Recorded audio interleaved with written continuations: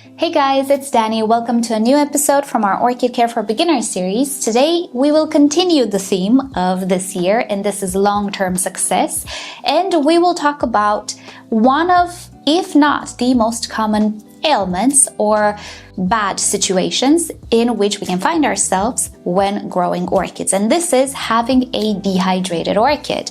We did actually have a video this week in which we addressed this particular orchid. She was very dehydrated. She's looking a little better now, and I thought it would be a great idea to just get the subject and dissect it a little bit because it can be more misleading than you think. It's so often that we have dehydrated orchids, and it's so often that we make the wrong decisions. So, especially if you're more of an intermediate beginner, let's say, I think this will be very useful for you because we're gonna go directly to the problem.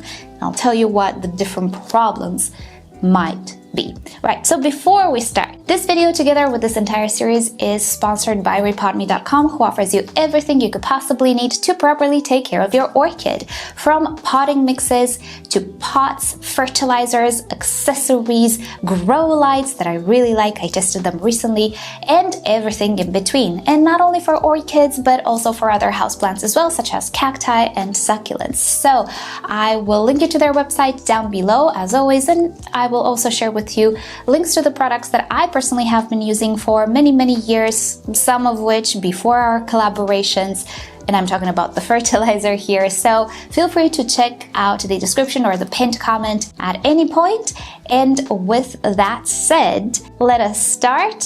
Of course, I have a list because I want to be cohesive. So first and foremost, what is dehydration? It's important to talk about it. Well, it is what you expect, a lack of hydration or a lack of water or moisture within the orchid. In our case here, in the case of the Phalaenopsis, it looks like wrinkly leaves, limpy leaves, very weak growth, smaller structures, less blooms as well if the dehydration persists. In the case of oncidiums or other orchids that have pseudobulbs, you will see shriveled pseudobulbs, while normally they would be plump. It is a stress factor, even though yes, orchids are adapted to withstand drought periods and they do have storage devices, those pseudobulbs and even the leaves, in the case of Phalaenopsis, they're very fleshy. If the dehydration state continues, you will see severe stress on your orchid. And of course, if left unchecked or if the cause of it is serious and it's left unchecked, it can lead to the demise of the orchid. It is a serious symptom to address. It could be nothing, it could be fixed very easily, but it could also be something. And given that it is actually so oftenly found in our hobby, you must address it. When you see a dehydrated orchid, you must figure out what's wrong with it because it's not a good sign. Now, the fix? There is no fix. There are, but it really depends on the cause. But what I want to point out here is that many people, when they see dehydrated orchids, they feel like they need to water more because the orchid needs more water, right? Most often than not, that is the wrong approach because your orchid might be dehydrated due to, let's say, rotten roots. Case in which, no matter how much you water it, it's not going to hydrate it. So I really wanted to make it a point that dehydration is not necessarily fixed with more water or more watering. It's not the go-to thing you should do. Moreover, you can actually make the situation worse if your cause or the orchid's cause of dehydration is not lack of water, and that's it. And generally speaking, it's not only lack of water. So now I'm gonna take you on a journey of all or most of the most common causes of dehydration and their fixes. It is very important to figure out what the cause is because the fix will be different depending on the cause. Right. Number one, very common, root loss. In the case of orchids that lost their roots due to various reasons, obviously the orchids cannot pick up water or moisture anymore and they're starting to get dehydrated. And the fix in this case obviously is not more watering because no matter how wet you keep this potting mix, if there are no roots to pick up that water, obviously your orchid will not get hydrated. The best course of action here is to unpot the orchid, remove all of the roots that might have died and now they're decomposing in the potting mix, especially if you have a transparent pot or a translucent pot, so you can actually see that the roots are mushy and brown. You can see they're not plump. you have to unpot that orchid. That is the most beneficial course of action that you can do for your orchid. Afterwards, it is up to you if you want to reuse the potting mix. If it's a brand new potting mix and it's not spoiled, it's in good condition, you can absolutely reuse it. If you're not sure if the potting mix is good, maybe the potting mix is old and it affected the roots, obviously you need to change the potting mix depending on the situation. But definitely when you see mushy roots, even if you see like one good root, if you see any mushy root, unpot the orchid, cut away the mushy roots, because there's nowhere to go from here. This is an enclosed environment. This is what we have to deal with in cultivation. There's no like breaking down and transforming into beneficial nutrients. No, it's not happening in these pots. It happens in nature, not in our living room. So we need to remove those mushy roots. Part of the solution could also be trying to promote some extra roots. Now, if your orchid lost some roots, but it has new roots growing, you don't really have to do anything. Just pot it in fresh medium, cut away all of those dead roots, and your orchid should be fine. And that's it. You don't need to do anything. But if you have an orchid that lost the vast majority of its roots, or it's completely rootless, then there are some things that you can do to promote new roots or to assist the orchid. And I talk about this subject at length in a different video that I will link to you down below if you want to like go in depth with it. I'll make a short resume. Your orchid is genetically programmed to produce new roots when it doesn't have any. What you can do is assist a little bit the orchid by maintaining the top a little bit more humid so that the roots that grow don't stop growing. Have you ever noticed that some orchids, if it's too dry, they just stop growing their roots, they just remain like that in the air? Maybe with Phalaenopsis it doesn't happen so much, but with other orchids, definitely it does. So make sure you have a little bit of moisture at the top. You can also do an ICU setup and maintain a little bit more moisture around the entire orchid so it doesn't lose as much water and you buy it a little bit more time. I talk more about that in that video, you'll see. But yeah, those are some things you can do to assist an orchid to produce new roots. Other than that, personally, I cannot advise you to use hormones and other stuff because I don't use them. That's really up to you. I'm just not going to advise it because I don't use it. You might encounter mushy roots or roots that didn't make it, as I was saying, in newly acquired orchids that are prone to having already old and breaking down medium.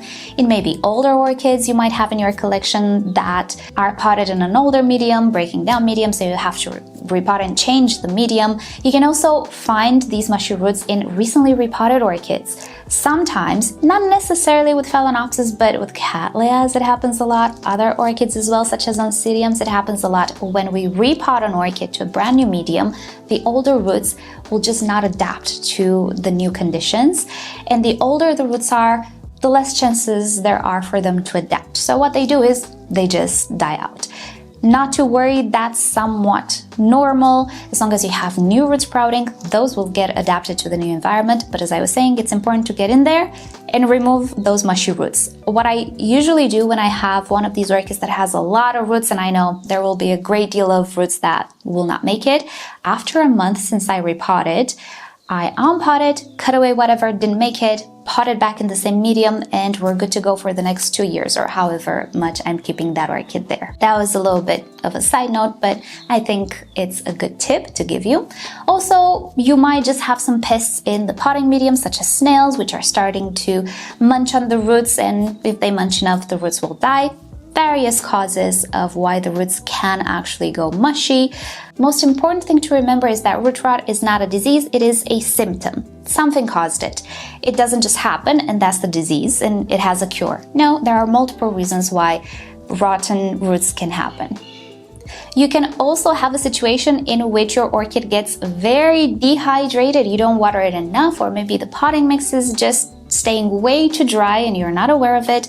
The roots get desiccated, they die, and then when you water they become mushy. And you're like, oh my goodness, I overwatered because I have root rot.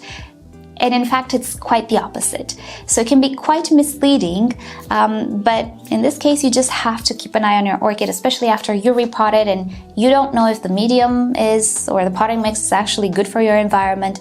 There can actually be these non-intuitive cases as well. So just make sure to keep an eye on your orchid after repot for a few weeks to see when it dries and how often you need to water it. Okay, so in my opinion, this is the main cause of a dehydrated orchid. loss of roots. But it doesn't mean it's the only cause. You can also have a dehydrated orchid if you just don't water it enough. It happens. It happens to me sometimes as well, especially if you live in an environment that is rather dry, rather warm, and you read on the internet that orchids should be watered every 7 days. Yeah, your orchid might get severely dehydrated because maybe in your environment you need to water it every 3 days or every 2 days or every 5 days. It's really different for each and every one of us. You should water your orchid, generally speaking, like a baseline. Water any orchid when it's dry. You can't go very wrong with that. When a Phalaenopsis is dry, you can water it and you're not gonna keep it extra wet. If an Oncidium is dry, it might not be necessarily to its liking that it's dry, but if you water it, nothing bad will happen. The pseudobulbs will just plump back up and it's not gonna get like super shriveled. So it's a good baseline to start with. Not X amount of days, but when it's dry, because this can vary along the year. It can vary depending on the medium you're using, depending how big the orchid is, how many roots it has, all sorts of reasons. So just pay a little bit of attention to your orchid and figure out when you need to water it. Start with watering it when it's dry. So obviously, if the orchid doesn't have enough water, it's gonna look a little bit limpy and a little bit sad. The solution to this is just change your watering routine. You don't need to do anything. If you look in the pot and you see that the roots are indeed kind of raisiny, kind of shriveled, but they're not mushy, they're not brown, they look green, and especially when you water, they green up and they plump up most of the cases, everything is okay. You might hear birdie in the background, by the way.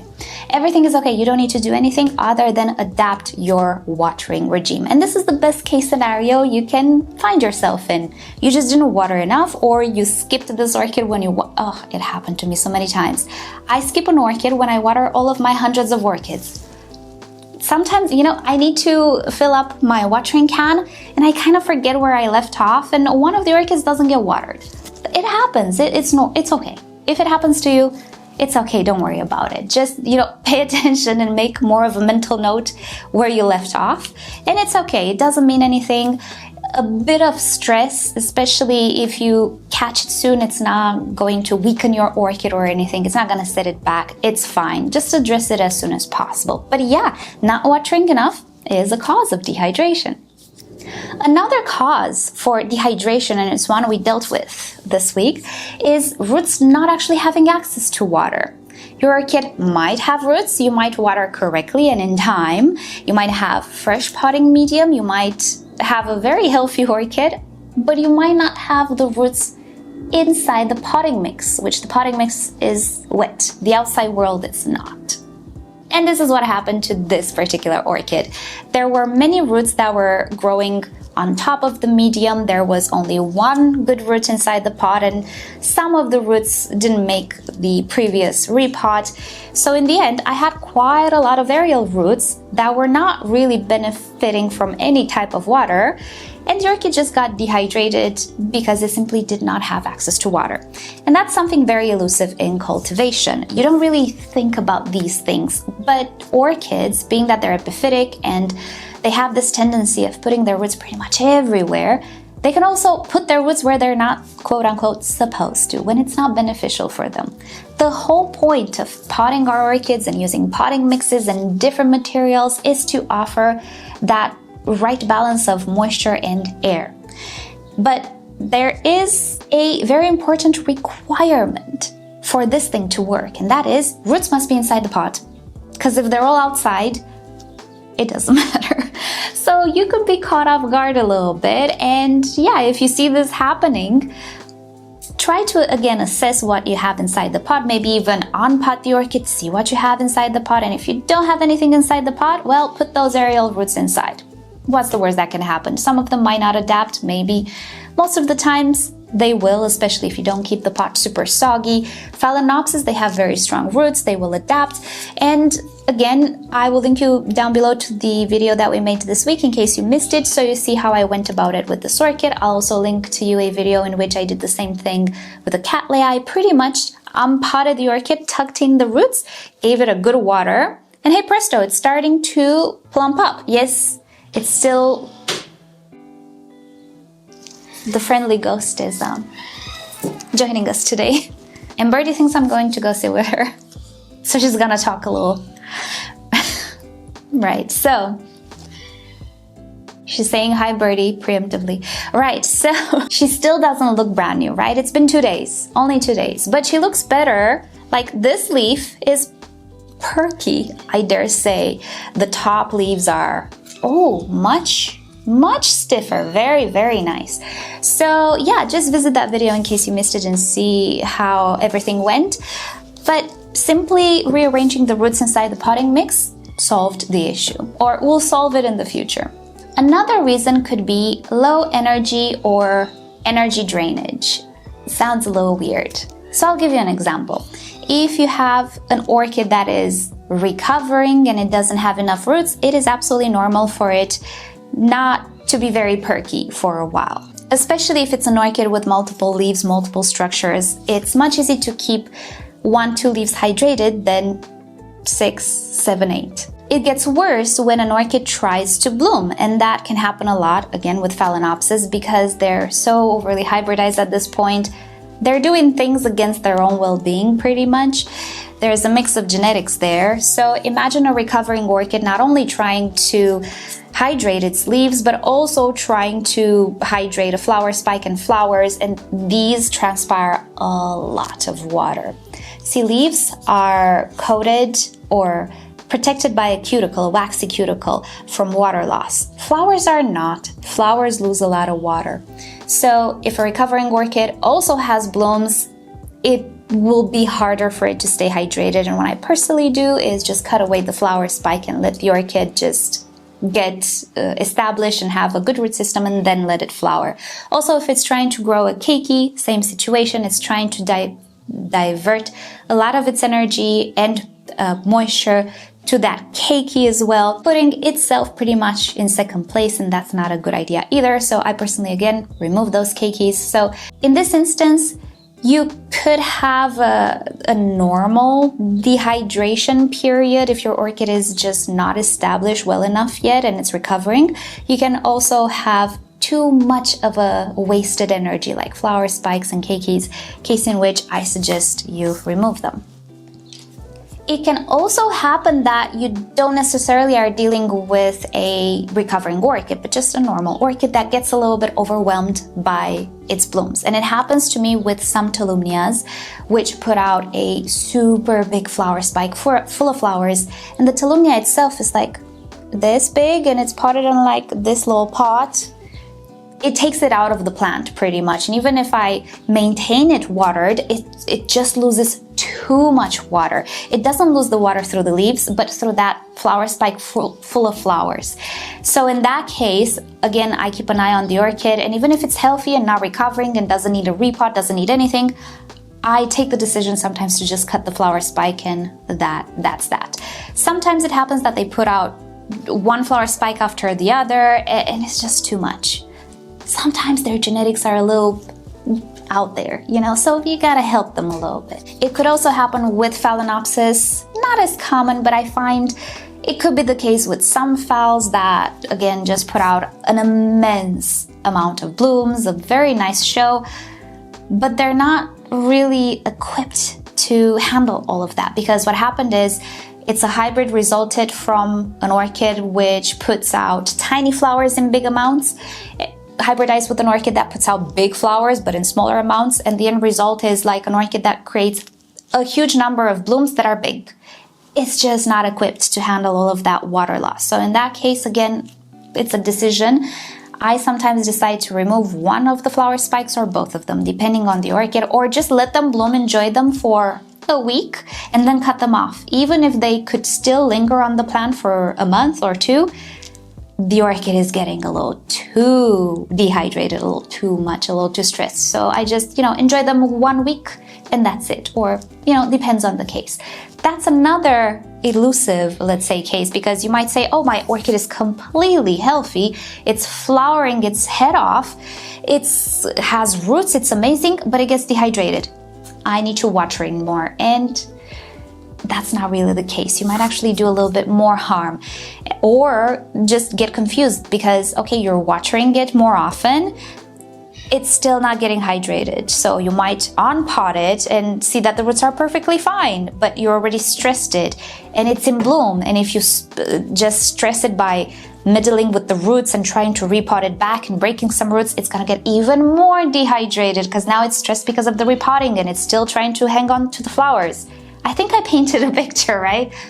It happens. So yeah, it's very important to just really notice what causes the dehydration and take the correct approach. Otherwise, you can do more harm.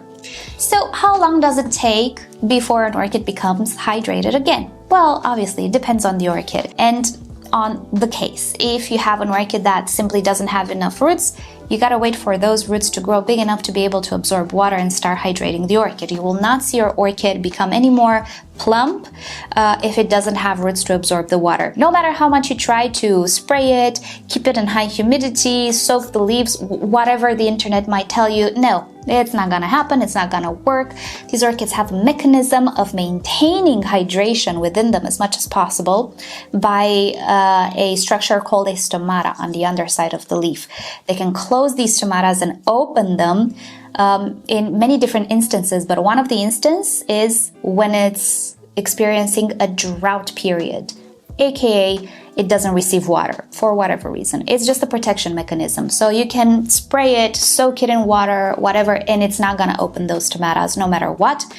Or in the worst case scenario, it might feel, that there's some water on the leaf and it might try to open the stomatas a little bit, but by the time it's ready to absorb whatever water it's on the leaf, the water is already dry and the stomatas are open, there's nothing to absorb, but they're losing water. So you're actually doing much worse. That is a hypothetical case. It sounds logical to me that it could happen. I don't know if it does.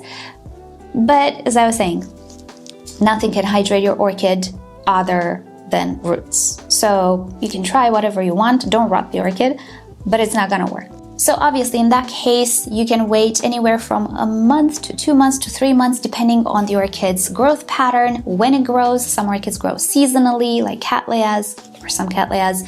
With Phalaenopsis, it usually doesn't take all that long, and you'll see in that video that I'm linking you down below with the ICU. For me, it took 1 month to actually see proper results in the case of orchids which were almost rootless.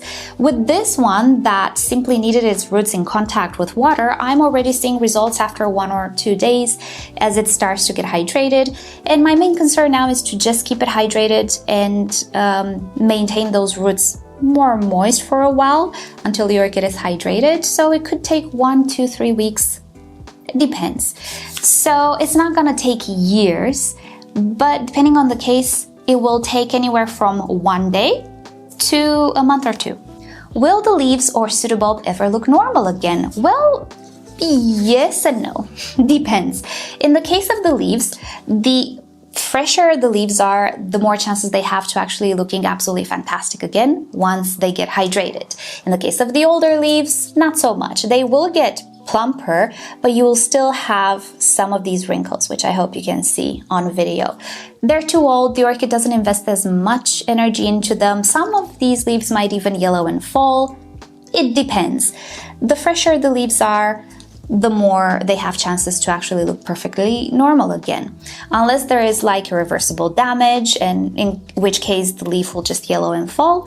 Yes, the leaves can actually look perfectly normal again. In the case of pseudobulbs, again, they can become plump and nice, but once they get to a very shrivelly state, you will still see a bit of like wrinkling or a few lines, fine lines, let's say, in the pseudobulbs, even if they will be plump.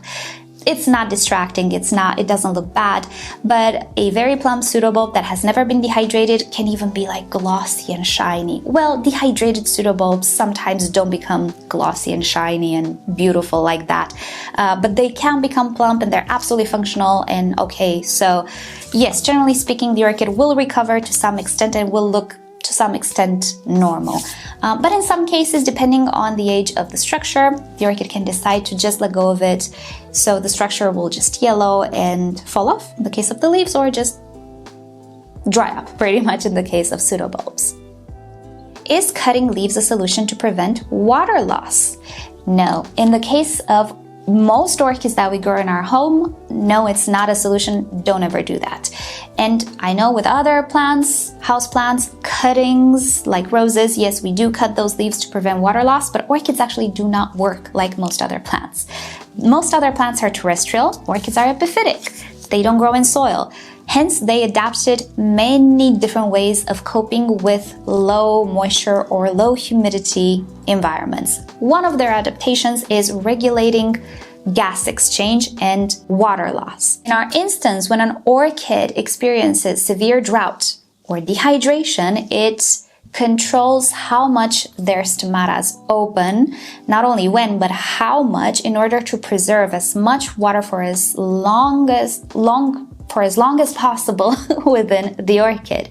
Have you ever noticed that if you unpot whatever houseplant, you leave it on the table, within an hour or two, it's like, help. And an orchid doesn't do that. You unpot this Phalaenopsis orchid, you leave it on the table, 3 days from now, she's gonna look brand new. Those stomatas are working. It's not losing water at anywhere near the same rate as other terrestrial plants. So you're not actually helping an orchid much if you cut the leaves. I think it actually does more damage than good because you're limiting the photosynthesis of the orchid, which still needs to prepare its food. You're also limiting the ability of the orchid to pull moisture from the older structures into the new ones, which is, again, an adaptation, the resourcefulness thing they do. So I would never cut any leaf from any orchid. If you want, let the leaf yellow and then it will come right off. It has an abscission line, comes right off. Do not cut it, you're not helping it. They're very adapted to drought.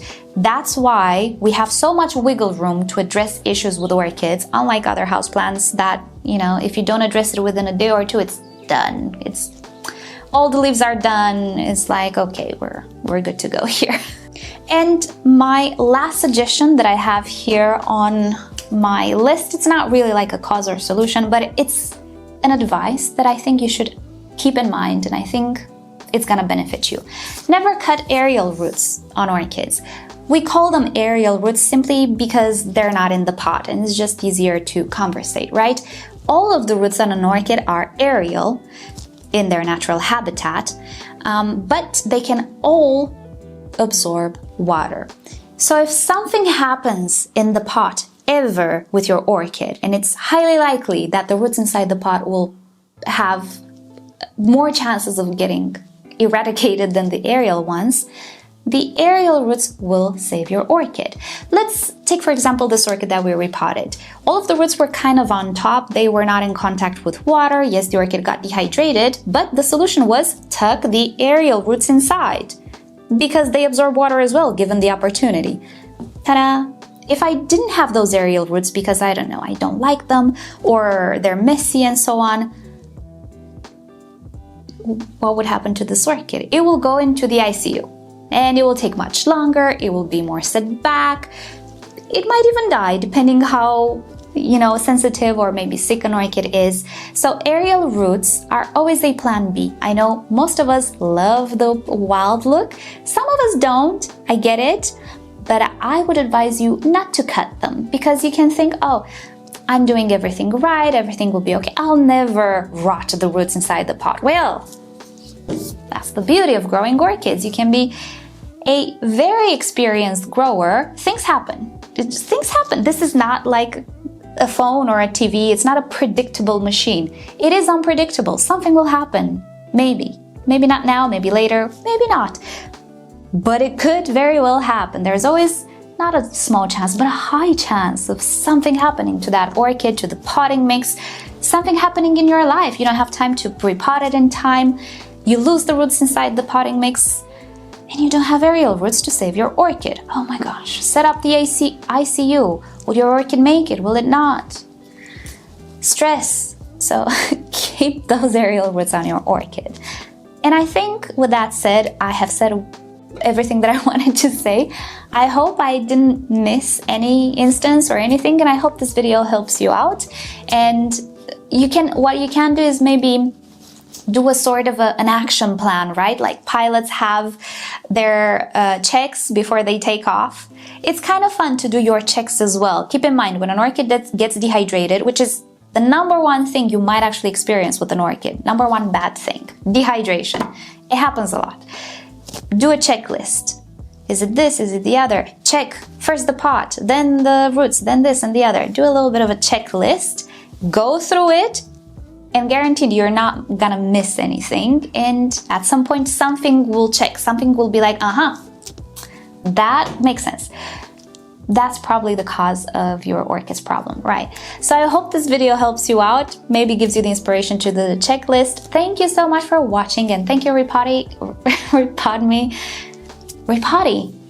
That sounds kind of cute. Thank you rePotme for sponsoring yet another episode and another year of the series. And with that said, I hope you'll have a great day, and I'll see you next time. Bye!